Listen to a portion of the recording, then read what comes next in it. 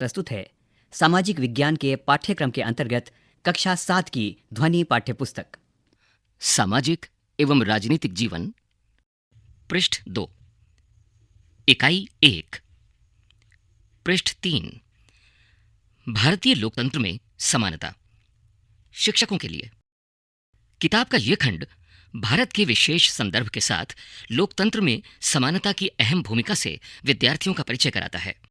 भारत का संविधान समस्त नागरिकों को समानता के लिए आश्वस्त करता है। इसके बावजूद लोगों का रोजमर्रा का जीवन समानता से कोसों दूर है। नागरिक शास्त्र की पहले की पाठ्यपुस्तकें समानता की चर्चाओं में संविधान के प्रावधानों को दोहरा भर देती थीं, पर लोगों के जीवन की वास्तविक स्थिति पर पर्याप्त ध्यान नहीं देती थीं। ये इकाई एक अलग ढंग से समानता की चर्चा को प्रस्तुत करती है। विभिन्न समुदायों द्वारा आज भी कई प्रकार से असमानता का जो व्यवहार किया जाता है और भोगा जाता है, उनके माध्यम से समानता की जरूरत को इसमें उभारा जाएगा। पहला अध्याय विद्यार्थियों को कांता, ओम प्रकाश वाल्मीकि और अंसारी दंपत्ति से मिलवाता है, जिन्होंने अलग अलग तरह से असमानता का अनुभव किया। इनके अनुभवों के जरिए हम मानवीय गरिमा की अवधारणा का परिचय दे रहे हैं। असमानताओं को दूर करने के लिए जरूरी कानून और नीतियां बनाने में सरकार की भूमिका की चर्चा हम ये दिखाने के लिए कर रहे हैं कि मौजूदा असमानताओं को मिटाने की प्रतिबद्धता सरकार के काम का एक बड़ा हिस्सा है। इस अध्याय में हम संक्षिप्त रूप से संयुक्त राज्य अमेरिका में असमानता के मुद्दे को भी देखते हैं और ये स्पष्ट कर रहे हैं कि असमानता एक विश्वव्यापी मुद्दा है और कई लोकतांत्रिक देशों में देखने को मिलता है। इस इकाई का दूसरा अध्याय इस पुस्तक का 9वां पाठ है।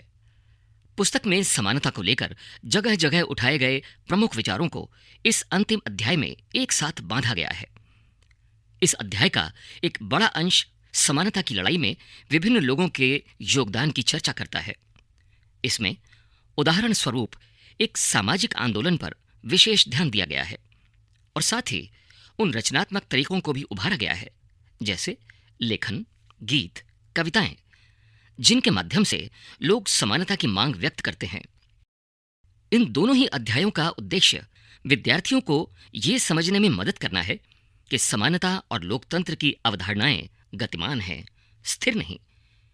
इनकी गतिमयता इस बात से ही दिखाई देती है कि सरकार को समानता के लिए नए नए कानून और कार्यक्रम बनाने पड़ते हैं और विभिन्न आर्थिक व सामाजिक मुद्दों पर लोगों के आंदोलन चलते रहते हैं।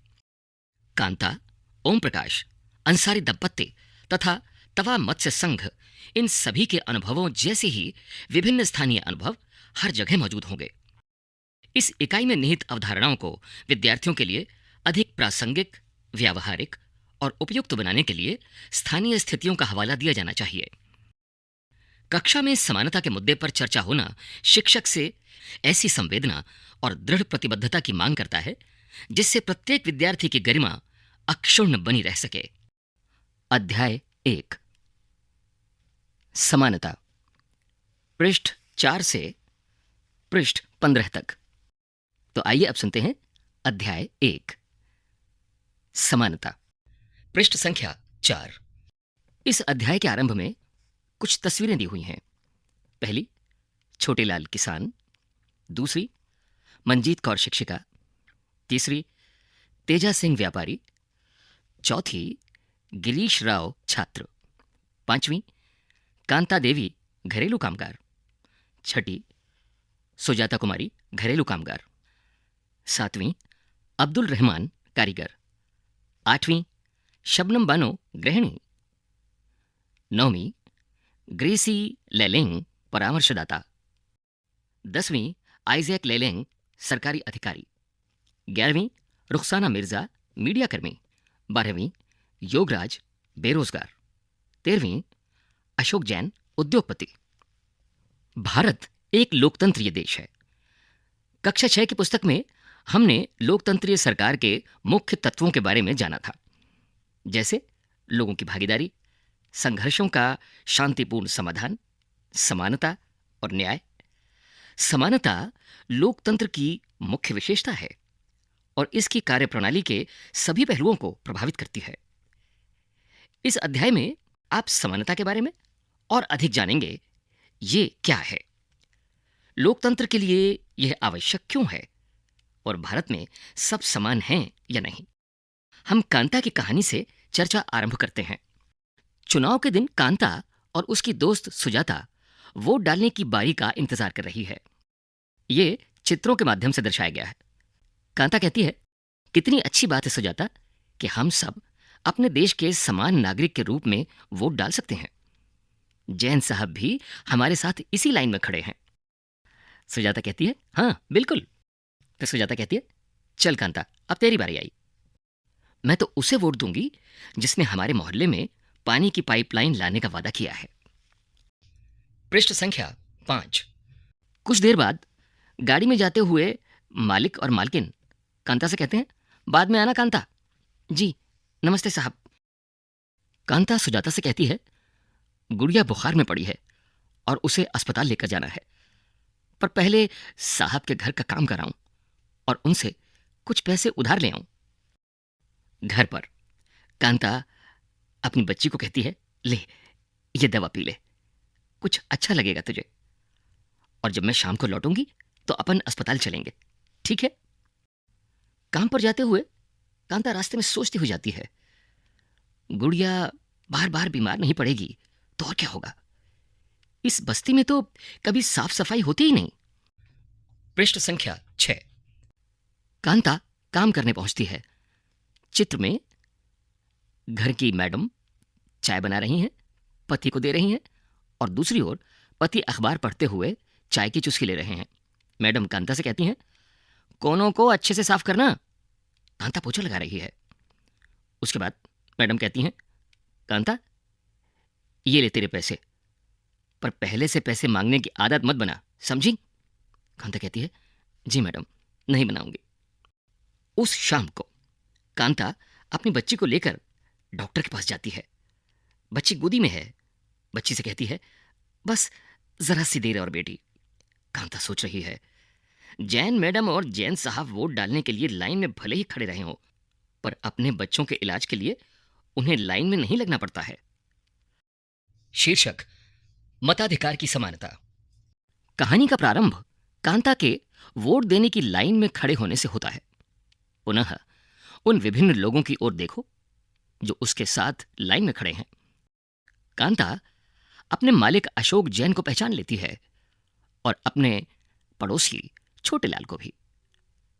भारत जैसे एक लोकतंत्रीय देश में सब वयस्कों को मत देने का अधिकार है, चाहे उनका धर्म कोई भी हो, शिक्षा का स्तर या जाति कुछ भी हो, वे गरीब हों या अमीर। इसे, जैसा कि आप पिछली कहानियों में सुन चुके हैं, सार्वभौमिक वयस्क मताधिकार कहा जाता है, और ये सभी लोकतंत्रों का आवश्यक पहलू है।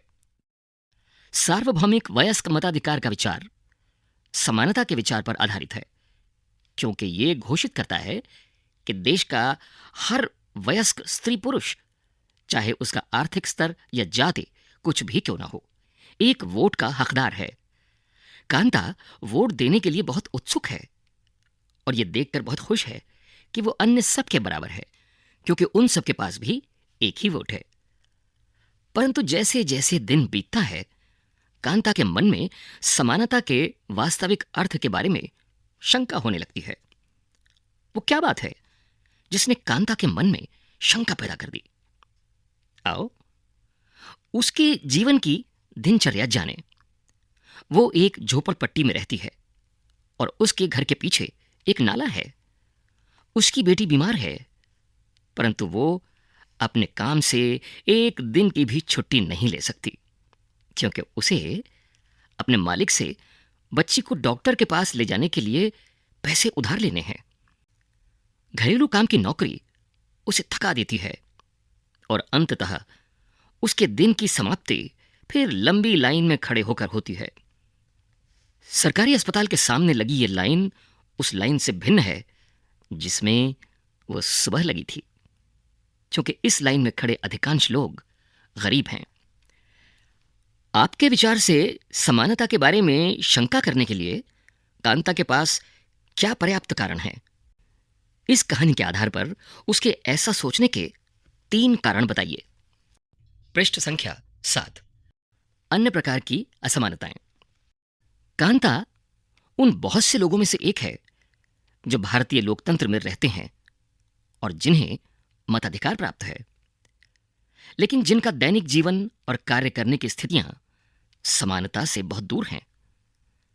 निर्धन होने के अतिरिक्त भारत में लोगों को अन्य अनेक कारणों से भी असमानता का सामना करना पड़ता है। इसका आशय हम आगे बताई जा रही 2 कहानियों में समझ सकेंगे।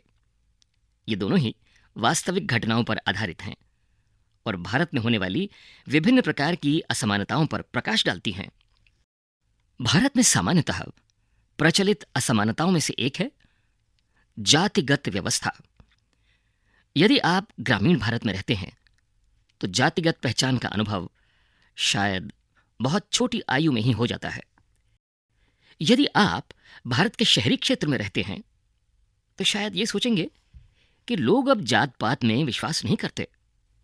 परंतु जरा एक प्रमुख समाचार पत्र के वैवाहिक विज्ञापन के कॉलम को देखिए तो आप पाएंगे कि उच्च शिक्षा प्राप्त शहरी भारतीय के दिमाग में भी जाति कितनी महत्वपूर्ण है। पहला विज्ञापन, कुर्मी क्षत्रिय, 26 वर्ष, 5 foot 4 inch, BSc microbio, MSc biotech, BEd, assistant professor, private college हेतु सजातीय वर चाहिए। ब्राह्मण जीजोदिया, बुंदेलखंडी ब्राह्मण, ध्रुव कौशल गोत्र, 30 वर्ष, 5 फुट, गौरवर्ण, एमए, 3 विषयों में एवं अन्य डिप्लोमा कोर्स कन्या हेतु वर चाहिए। सर्व ब्राह्मण मान्य। अगला विज्ञापन, तोमर राजपूत, 30 वर्ष, 5 foot 9 inch, mechanical engineer, Suzlon Pune हेतु सेवारत, उच्च तकनीकी अर्हता प्राप्त राजपूत कन्या चाहिए।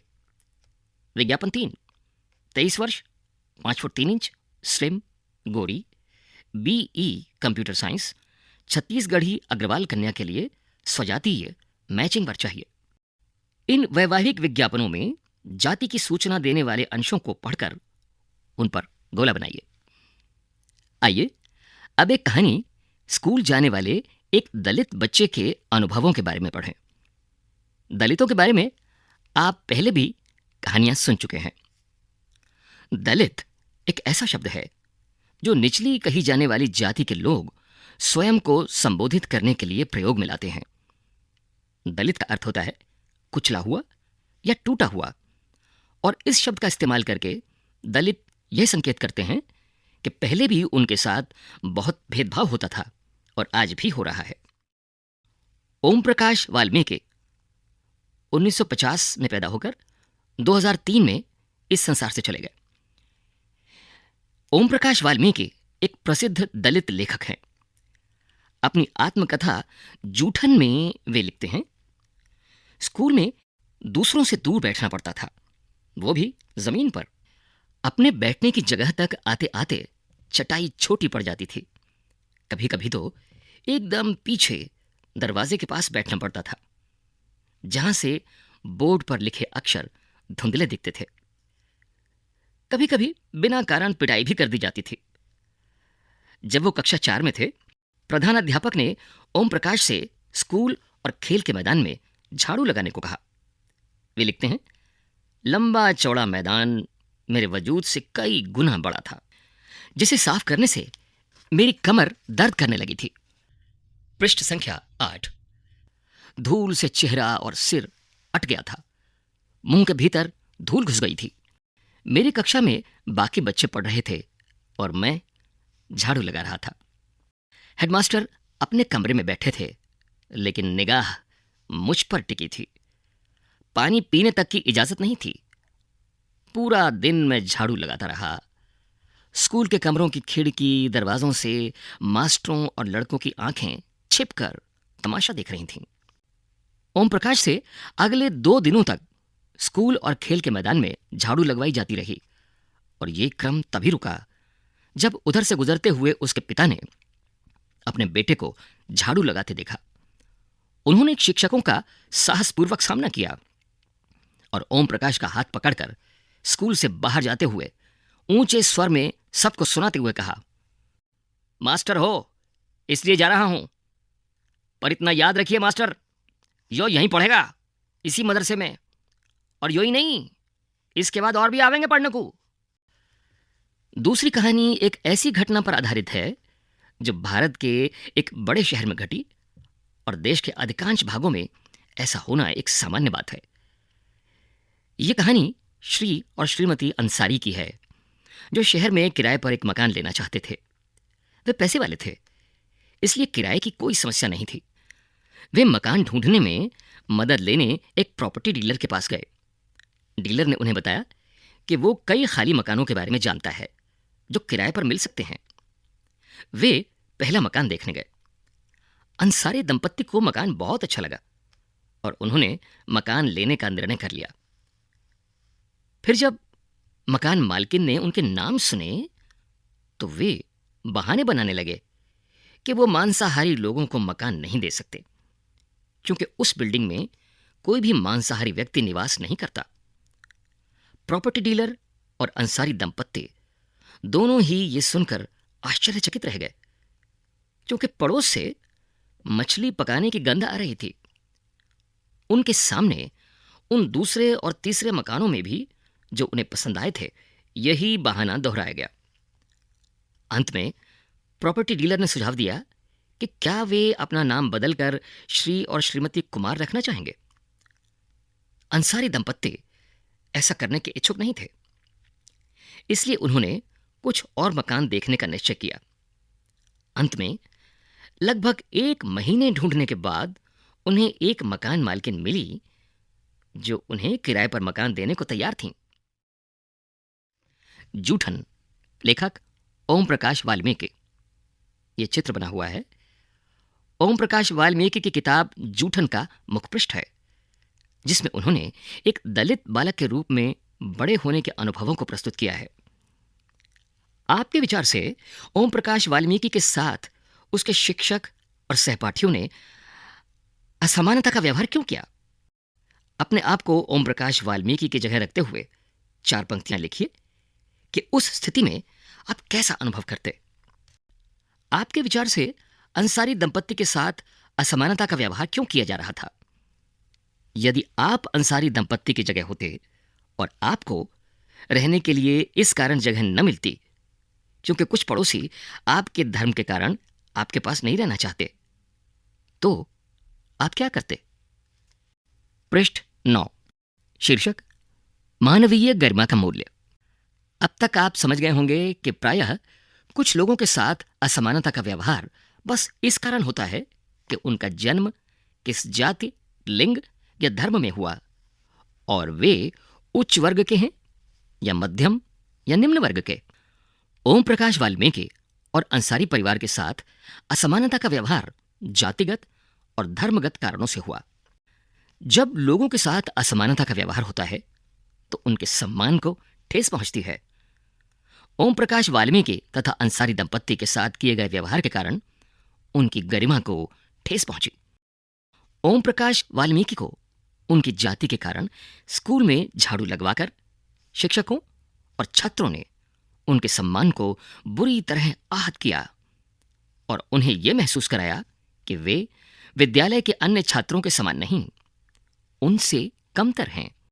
बच्चा होने के कारण ओम प्रकाश वाल्मीकि स्वयं इस बारे में अधिक कुछ नहीं कर सके, किंतु जब उनके पिता ने अपने बेटे को झाड़ू लगाते देखा तो उन्हें इस असमान व्यवहार पर क्रोध आया और उन्होंने शिक्षकों के समक्ष विरोध प्रकट किया। जब लोगों ने अंसारी दंपत्ति को अपना मकान किराए पर देने से इनकार कर दिया, तब उनके सम्मान को भी चोट पहुंची।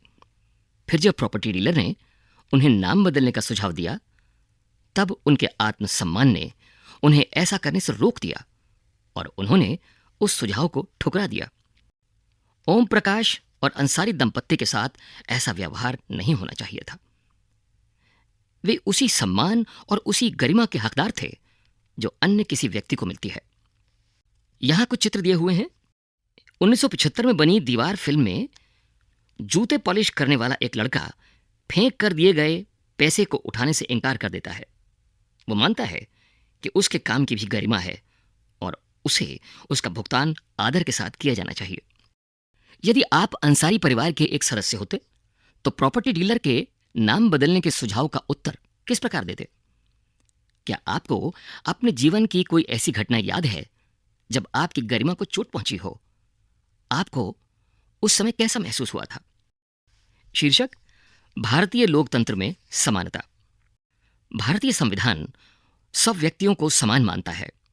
इसका अर्थ है कि देश के व्यक्ति, चाहे वे पुरुष हों या स्त्री, किसी भी जाति, धर्म, शैक्षिक और आर्थिक पृष्ठभूमि से संबंध रखते हों, वे सब समान माने जाएंगे। लेकिन इसके बाद भी हम ये नहीं कह सकते कि असमानता खत्म हो गई है। पृष्ठ संख्या 10। यह खत्म नहीं हुई है, लेकिन फिर भी कम से कम भारतीय संविधान में सब व्यक्तियों की समानता के सिद्धांत को मान्य किया गया है। जहां पहले भेदभाव और दुर्व्यवहार से लोगों की रक्षा करने के लिए कोई कानून नहीं था, अब अनेक कानून लोगों के सम्मान और उनके साथ समानता के व्यवहार को सुनिश्चित करने के लिए मौजूद हैं। पृष्ठ 10 पर संसद का चित्र दिया हुआ है, जहां कुछ लोग हाथ ऊपर करे खड़े हैं और तिरंगा लहरा रहा है। संसद हमारे लोकतंत्र का आधार स्तंभ है और हम अपने निर्वाचित प्रतिनिधियों के माध्यम से उसमें प्रतिनिधित्व पाते हैं। समानता को स्थापित करने के लिए संविधान में जो प्रावधान है उनमें से कुछ निम्नलिखित हैं। प्रथम, कानून की दृष्टि में हर व्यक्ति समान है। इसका तात्पर्य यह है कि हर व्यक्ति को देश के राष्ट्रपति से लेकर कांता जैसी घरेलू काम करने की नौकरी करने वाली महिला तक सभी को एक ही जैसे कानून का पालन करना है। दूसरा, किसी भी व्यक्ति के साथ उसके धर्म, जाति, वंश, जन्मस्थान और उसके स्त्री या पुरुष होने के आधार पर भेदभाव नहीं किया जा सकता। तीसरा, हर व्यक्ति सार्वजनिक स्थानों पर जा सकता है, जिनमें खेल के मैदान, होटल, दुकानें और बाजार आदि सम्मिलित हैं। सब लोग सार्वजनिक कुओं, सड़कों और नहाने के घाटों का उपयोग कर सकते हैं। चौथा, अस्पृश्यता का उन्मूलन कर दिया गया है। शासन ने संविधान द्वारा मान्य किए गए समानता के अधिकार को दो तरह से लागू किया है। पहला, कानून के द्वारा, और दूसरा, सरकार की योजनाओं व कार्यक्रमों द्वारा सुविधाहीन समाजों की मदद करके। यह एक चित्र है, उस पर लिखा है जीरो हंगर, सतत विकास लक्ष्य 2, भूखमरी समाप्त करना, www.in.undp.org। पृष्ठ 11। भारत में ऐसे कानून हैं जो व्यक्ति के समान व्यवहार प्राप्त करने के अधिकार की रक्षा करते हैं। कानून के साथ साथ सरकार ने उन समुदायों जिनके साथ सैकड़ों वर्षों तक असमानता का व्यवहार हुआ है, उनका जीवन सुधारने के लिए अनेक कार्यक्रम और योजनाएं लागू की हैं। ये योजनाएं ये सुनिश्चित करने के लिए चलाई गई हैं कि जिन लोगों को अतीत में अवसर नहीं मिले, अब उन्हें अधिक अवसर प्राप्त हों। इस दिशा में सरकार द्वारा उठाया गया एक कदम है मध्याह्न भोजन की व्यवस्था। इस कार्यक्रम के अंतर्गत सभी सरकारी प्राथमिक स्कूलों के बच्चों को दोपहर का भोजन स्कूल द्वारा दिया जाता है। ये योजना भारत में सर्वप्रथम तमिलनाडु राज्य में प्रारंभ की गई और 2001 में उच्चतम न्यायालय ने सभी राज्य सरकारों को इसे अपने स्कूलों में 6 माह के अंदर आरंभ करने के निर्देश दिए। इस कार्यक्रम के काफी सकारात्मक प्रभाव हुए। उदाहरण के लिए, दोपहर का भोजन मिलने के कारण गरीब बच्चों ने अधिक संख्या में स्कूल में प्रवेश लेना और नियमित रूप से स्कूल जाना शुरू कर दिया। शिक्षक बताते हैं कि पहले बच्चे खाना खाने घर जाते थे और फिर वापस स्कूल लौटते ही नहीं थे, परंतु अब जब से स्कूल में मध्याह्न भोजन मिलने लगा है, उनकी उपस्थिति में सुधार आया है। वे माताएं जिन्हें पहले अपना काम छोड़कर दोपहर को बच्चों को खाना खिलाने घर आना पड़ता था, अब उन्हें ऐसा नहीं करना पड़ता। इस कार्यक्रम से जातिगत पूर्वाग्रहों को कम करने में भी सहायता मिली है। क्योंकि स्कूल में निम्न व उच्च जाति के बच्चे साथ साथ भोजन करते हैं और कुछ स्थानों पर तो भोजन पकाने के लिए दलित महिलाओं को काम पर रखा गया है। मध्याह्न भोजन कार्यक्रम ने निर्धन विद्यार्थियों की भूख मिटाने में भी सहायता की है, जो प्रायः खाली पेट स्कूल आते हैं और इस कारण पढ़ाई पर ध्यान केंद्रित नहीं कर पाते हैं। यद्यपि शासकीय कार्यक्रम अवसरों की समानता बढ़ाने में महत्वपूर्ण भूमिका निभा रहे हैं, किंतु अभी भी बहुत कुछ करने की आवश्यकता है। मध्याह्न भोजन कार्यक्रम ने निर्धन बच्चों को स्कूल में प्रवेश और उनकी उपस्थिति तो बढ़ा दी है, लेकिन फिर भी इस देश में वे स्कूल जहां अमीरों के बच्चे जाते हैं, उन स्कूलों से बहुत अलग हैं जहां गरीबों के बच्चे पढ़ते हैं। यहां पृष्ठ 11 पर एक चित्र है जिसमें मध्याह्न भोजन बच्चों को दिया गया है, वो खा रहे हैं और एक स्त्री भोजन का वितरण कर रही है। उत्तराखंड की एक शासकीय शाला में बच्चों को उनका मध्याह्न भोजन परोसा जा रहा है। मध्याह्न भोजन कार्यक्रम क्या है? क्या आप इस कार्यक्रम के 3 लाभ बता सकते हैं? आपके विचार से यह कार्यक्रम किस प्रकार समानता की भावना बढ़ा सकता है? अपने क्षेत्र में लागू की गई किसी एक सरकारी योजना के बारे में पता लगाइए। इस योजना में क्या किया जाता है? ये किसके लाभ के लिए बनाई गई है? पृष्ठ 12। आज भी देश में कई स्कूल हैं जिनमें ओम प्रकाश वाल्मीकि जैसे दलित बच्चों के साथ भेदभाव और असमानता का व्यवहार किया जाता है। इन बच्चों को ऐसी असमान स्थिति में ढकेला जाता है जहां उनके सम्मान की रक्षा नहीं हो पाती। ऐसा इसलिए है क्योंकि कानून बन जाने के बाद भी लोग उन्हें समान समझने से इनकार कर देते हैं। इसका मुख्य कारण है कि दृष्टिकोण में बहुत धीरे धीरे परिवर्तन आता है। यद्यपि लोग ये जानते हैं कि भेदभाव का व्यवहार कानून के विरुद्ध है, फिर भी वे जाति, धर्म, अपंगता, आर्थिक स्थिति और महिला होने के आधार पर लोगों से असमानता का व्यवहार करते हैं। वर्तमान दृष्टिकोण को बदलना तभी संभव है जब लोग ये विश्वास करने लगें कि कोई भी कमतर नहीं है और हर व्यक्ति सम्मानजनक व्यवहार का अधिकारी है। प्रजातंत्रीय समाज में समानता स्थापित करना एक सतत संघर्ष है जिसमें व्यक्तियों और विभिन्न समाजों को सहयोग देना है। आप आगे इस बारे में और अधिक सुनेंगे। शीर्षक अन्य लोकतंत्रों में समानता के मुद्दे। शायद आप सोच रहे होंगे कि क्या भारतीय लोकतंत्र ही ऐसा है जहां असमानता का अस्तित्व है और जहां समानता के लिए संघर्ष जारी है। सच तो यह है कि संसार के अधिकांश लोकतंत्रीय देशों में समानता के मुद्दे पर विशेष रूप से संघर्ष हो रहे हैं। उदाहरण के लिए संयुक्त राज्य अमेरिका में अफ्रीकी अमेरिकन लोग, जिनके पूर्वज गुलाम थे और अफ्रीका से लाए गए थे, वे आज भी अपने जीवन को मुख्य रूप से असमान बताते हैं, जबकि 1950 के अंतिम दशक में अफ्रीकी अमेरिकनों को समान अधिकार दिलाने के लिए आंदोलन हुआ था। इससे पहले अफ्रीकी अमेरिकनों के साथ संयुक्त राज्य में बहुत असमानता का व्यवहार होता था और कानून भी उन्हें समान नहीं मानता था। उदाहरण के लिए बस से यात्रा करते समय उन्हें बस में पीछे बैठना पड़ता था, या जब भी कोई गोरा आदमी बैठना चाहे उन्हें अपनी सीट से उठ जाना पड़ता था। यहां बाबा साहब B.R. अंबेडकर का चित्र दिया हुआ है और नीचे लिखा है, अपने आत्मसम्मान को दांव पर लगाकर जीवित रहना अशोभनीय है। आत्मसम्मान जीवन का सबसे जरूरी हिस्सा है। इसके बिना व्यक्ति नगण्य है। आत्मसम्मान के साथ जीवन बिताने के लिए व्यक्ति को कठिनाइयों पर विजय प्राप्त करनी होती है।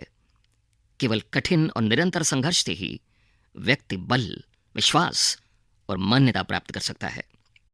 मनुष्य नाशवान है।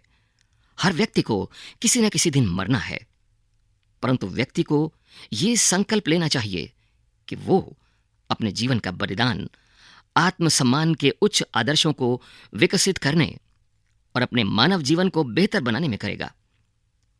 किसी साहसी व्यक्ति के लिए आत्मसम्मान रहित जीवन जीने से अधिक अशोभनीय और कुछ नहीं है। B.R. अंबेडकर। पृष्ठ 13। रोसा पार्क्स 1913 से 2005 तक एक अफ्रीकी अमेरिकन महिला थीं।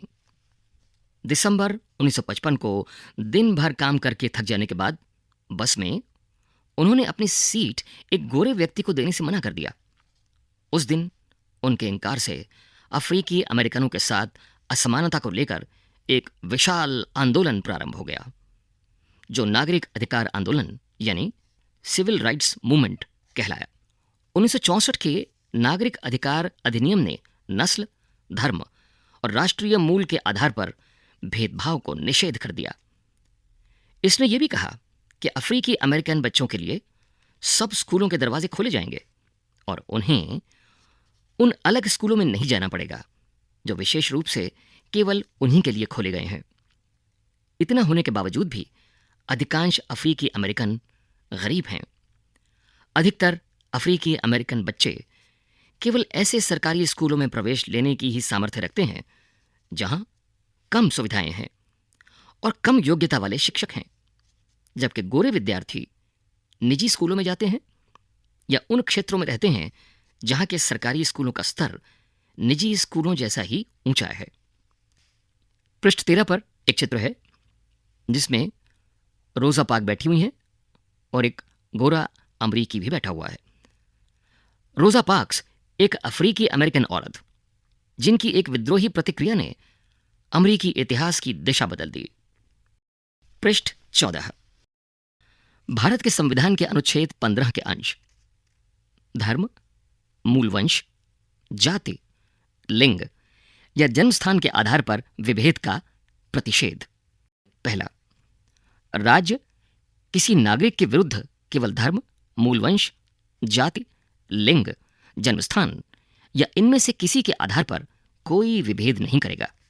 2, कोई नागरिक केवल धर्म, मूल वंश, जाति, लिंग, जन्मस्थान या इनमें से किसी के आधार पर क, दुकानों, सार्वजनिक भोजनालयों, होटलों और सार्वजनिक मनोरंजन के स्थानों में प्रवेश या ख, पूर्णतः या भागतः राज्य निधि से पोषित या साधारण जनता के प्रयोग के लिए समर्पित कुओं, तालाबों, स्नान घाटों, सड़कों और सार्वजनिक समागम के स्थानों के उपयोग के संबंध में किसी भी निर्योग्यता, दायित्व, निर्बंधन या शर्त के अधीन नहीं होगा। लोकतंत्र की चुनौती। किसी भी देश को पूरी तरह से लोकतंत्रीय नहीं कहा जा सकता। हमेशा से ही ऐसे समुदाय और व्यक्ति होते हैं जो लोकतंत्र को एक अर्थ देते हैं और अधिक से अधिक समानता लाने के लिए नए नए सवाल उठाते हैं। इसके केंद्र में वो संघर्ष है जो सब व्यक्तियों को समानता और सम्मान दिलाने का पक्षधर है। यहां आप जानेंगे कि किस तरह समानता का प्रश्न भारतीय लोकतंत्र में हमारे दैनिक जीवन के विभिन्न पहलुओं को प्रभावित करता है। इन पाठों को सुनते हुए आप विचार कीजिए कि क्या सब व्यक्तियों की समानता और उनके आत्मसम्मान को ऊंचा रखने की भावना को लोग स्वीकार कर रहे हैं या नहीं। पृष्ठ 15। अभ्यास। पहला, लोकतंत्र में सार्वभौमिक वयस्क मताधिकार क्यों महत्वपूर्ण है।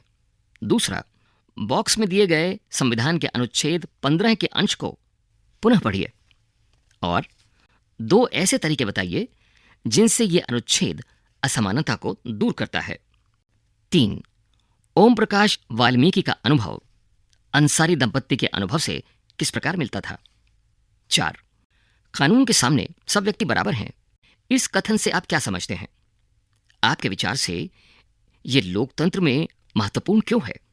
5, दिव्यांगजन अधिकार अधिनियम 2016 के अनुसार उनको समान अधिकार प्राप्त हैं और समाज में उनकी पूरी भागीदारी संभव बनाना सरकार का दायित्व है।